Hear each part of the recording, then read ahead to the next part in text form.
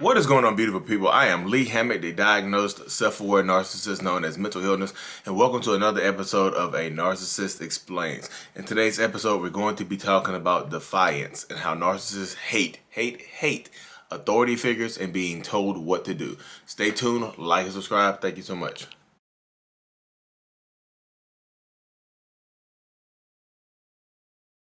So defiance is one of the characteristics of narcissistic people, right? So this person is saying like, why didn't narcissists do what I asked them to do while we were in a relationship? But they want to do it after the relationship ends, right? Because during the relationship, you ask them to do it. Narcissistic people, toxic people don't like being told what to do and how to love you and how to treat you. Because when you're doing that, like it's like you're putting yourself in a position of authority over the narcissist. And they don't like authority. Narcissistic people, like we literally don't like authority figures in our life. We push back on them all. But once you leave the relationship, once you break up with that narcissistic person, you're no longer asking them to do it. So guess what? They want to do it now. Because now it feels genuine to them because you didn't ask them to do it. Now they actually want to do it to keep you in a relationship with them or to get you back. But if that doesn't work, they'll take everything that you were asking them to do for you and do it for the next person because they know it works and they know people want this. So sometimes they take the things that they learn from you and use them to love bomb the next. So welcome back, beautiful people. And like I said, don't tell me what to do.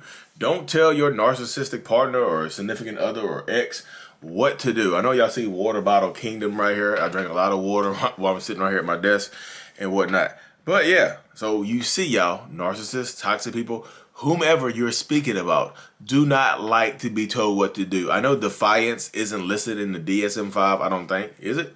Is defiance in the DSM-5 for the criteria for narcissistic personality disorder or narcissism in general? Because if it is, I need that. I need to learn it right now. I'm adjusting the light a little bit, y'all. Simply put, y'all, the simplest way I can put this, in simplest of terms, narcissists, including myself, because I am a diagnosed narcissist, including myself, don't like being told what to do. We are defiant as hell. We just are. Like, I don't like people telling me what to do. I don't like people telling me what to do.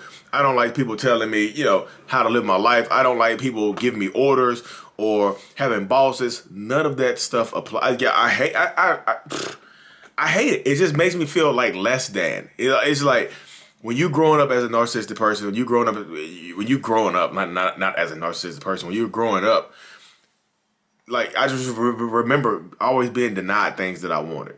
Being told no all the time. No, hell no, shut up, no, no this, no that, no all of that stuff right there. You know what I mean? So I remember all of that stuff specifically. You know what I mean? So most narcissistic people feel like they get held back in childhood. Like somebody in their life is holding them back from doing what they really want to be doing. So when you grow up, when you become an adult narcissist, you go from a little the narcissist pupa, or like the little narcissist zygote or whatever, the embryo, and turn into a full-grown narcissistic person. Now guess what? I didn't have control over my life being raised possibly by narcissistic parents or toxic family members or whatever. I didn't have control over my life then, but guess what I do now? I have control now because I'm an adult. The world tells me right now that I have control over my life. The Bible says I have free will, doesn't it? So nobody's going to tell me what to do, ever. I hate it. Like I'm just telling you, do narcissists? They hate it, but sometimes they put up with it because that's how they live. Some people can't control their reactions to authority, and they end up getting fired or kicked out of their job, whatever. They end up losing their space and whatnot. You know what I mean? But a lot of narcissistic and toxic people, like I said, we live through this stuff right here. We live through it growing up. Then we get older and we don't want to deal with it anymore.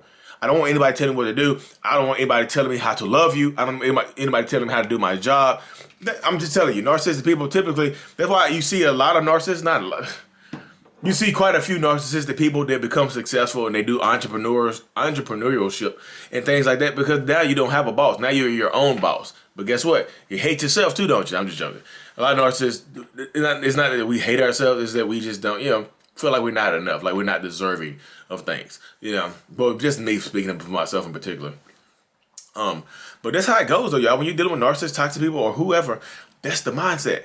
So that person asking in that comment section, what did she say? She said, Why did, pretty much why don't they like to do what you asked them to do?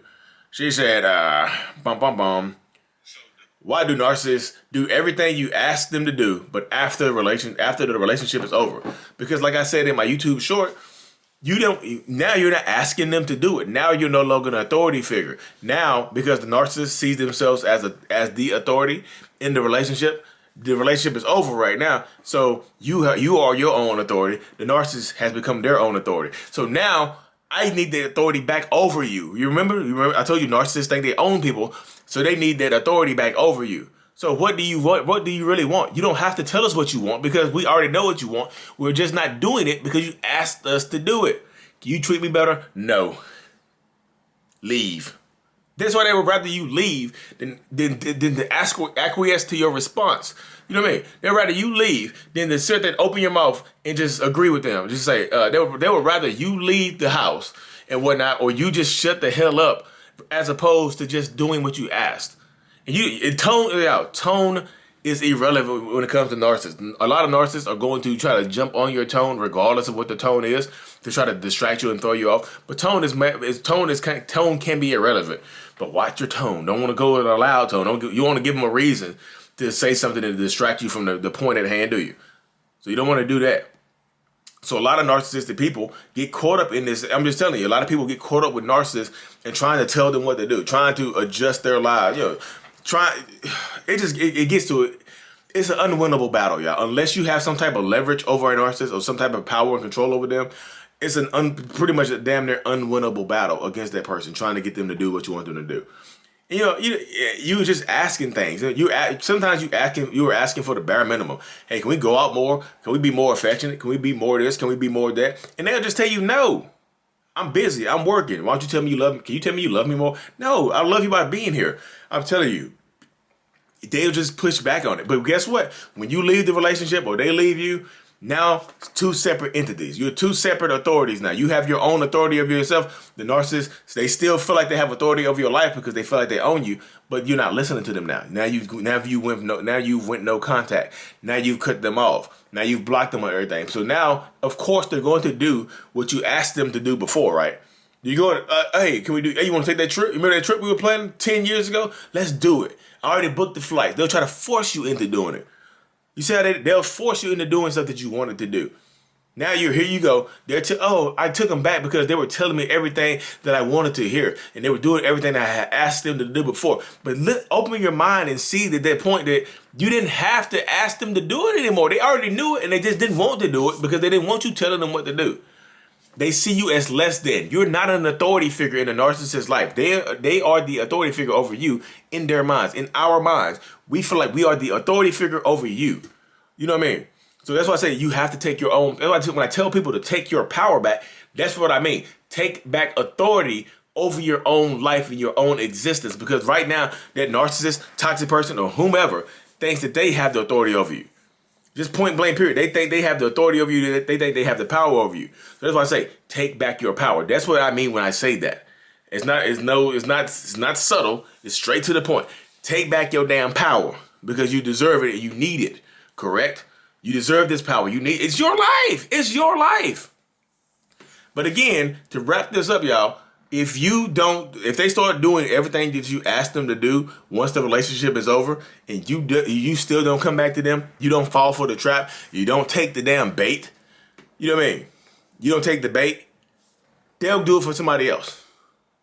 Because narcissistic people cannot stand to be alone for extended periods of time. So yes, they'll try to hop into another relationship or to another situationship or to another relationship dynamic, whatever it is, because they can't stand to be alone for long periods of time. And guess what? They have a new toolbox of things to use to woo, or love bomb the next person. They'll just take the stuff that you taught them, the stuff that you put into their little toolbox, open the toolbox up and give it to the next person. And then you might see this. Y'all got kids together. You still in contact. You haven't cut them off. You might see them doing this. And you're going to come in here asking questions like that. Why couldn't they do that while we're in a relationship together? Because you asked them to do it. And at the beginning of the new relationship, you typically don't have to ask people to do stuff. They just want to do it for you. You know what I mean? So in the beginning of a relationship, you see right then and there, light bulb, you're not an authority figure in a narcissist's life. So they're doing the things that they're doing things to make you happy without you having to ask them to do it. But once they feel like they take dominion or authority or put themselves in a position of power in your life, that's when they stop doing it. That's when you can't ask them anymore. Can we talk about my feelings? Can we? Can you? No, hell no. Anyways, y'all, I hope this episode helps you and brought you some clarity. Like and subscribe for more. Turn on those notifications, y'all, if you don't want to miss an episode. I really, truly appreciate every single one of y'all. And as always, mental illness is out. Peace.